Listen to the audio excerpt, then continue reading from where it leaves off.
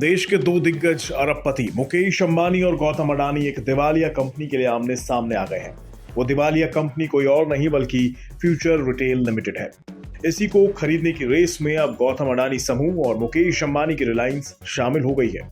Business standards की खबर के मुताबिक गौतम अडानी और मुकेश अंबानी की कंपनी उन 15 बोलीदाताओं में शामिल है जिन्होंने फ्यूचर रिटेल की संपत्ति हासिल करने के लिए अपना रुचि पत्र यानी एक्सप्रेशन ऑफ इंटरेस्ट भेजा है। इसके अलावा इसमें Capri Global Holdings, OP Jindal group की Nalwa steel and power, Shalimar corporation जैसे कंपनियों के नाम इसमें शामिल हैं जिन्होंने फ्यूचर रिटेल की संपत्ति को खरीदने में दिलचस्पी दिखाई है।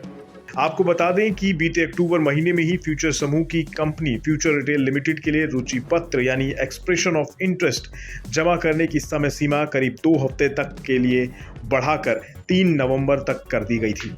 तब बताया गया था कि आवेदकों की अंतिम सूची 20 नवंबर 2022 को जारी की जाएगी और रेजोल्यूशन प्लान जमा करने की अंतिम तारीख 15 दिसंबर 2022 है। इस मुद्दे को थोड़ा और विस्तार में समझने के लिए आपको बता दें, बिग बाजार इस नाम से आप पहले से वाकिफ होंगे। बिग बाजार फ्यूचर रिटेल का एक बड़ा ब्रांड है। बिग बाजार के अलावा फ्यूचर रिटेल में होम टाउन, फूड बाजार, फूड हॉल, इजी डे, ई जोन, हाइपर सिटी नाम के और भी कई रिटेल ब्रांड्स आते हैं। कभी इन सभी ब्रांड्स की गिनती देश के बड़े रिटेल ब्रांड्स में हुआ करती थी, लेकिन आज इन ब्रांड्स का मालिकाना हक रखने वाली कंपनी फ्यूचर रिटेल कंगाल हो चुकी है। एनसीएलटी की मुंबई ब्रांच में फ्यूचर रिटेल के खिलाफ दिवालिया प्रक्रिया चल रही है। यहाँ आपको बता दें, फ्यूचर रिटेल पर अलग अलग क्रेडिटर्स की करीब 21,000 करोड़ रुपए की देनदारी है, जिसमें से फ्यूचर रिटेल पर बैंकों के 5,333 करोड़ रुपए से ज्यादा के लोन डिफॉल्ट के आरोप है। अप्रैल 2022 को बैंक ऑफ इंडिया ने फ्यूचर रिटेल के खिलाफ दिवालिया प्रक्रिया शुरू करने के लिए याचिका दाखिल की थी, जिसके बाद एनसीएलटी की धारा 7 के तहत बैंक ऑफ इंडिया की याचिका को मंजूरी मिल गई थी। इस फ्यूचर रिटेल वाले मुद्दे में अंबानी तो पहले भी पड़ चुके हैं, लेकिन तब अमेजॉन ने रोड़ा अटका दिया था, जिस कारण से डील नहीं हो सकी। तब फ्यूचर ग्रुप ने कर्ज के जंजाल से निकलने के लिए रिलायंस को अपनी 19 कंपनियां बेची दी थी।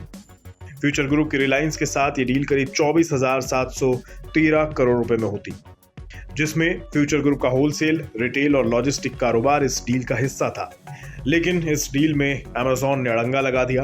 अमेजॉन का आरोप था कि इस डील के लिए फ्यूचर ग्रुप ने कॉन्ट्रैक्ट नियमों का उल्लंघन किया है, जिसके बाद रिलायंस को भी पीछे हटना पड़ा। लेकिन अब एक बार फिर मुकेश अंबानी की रिलायंस फ्यूचर रिटेल की संपत्ति हासिल करने की रेस में शामिल हो गई है।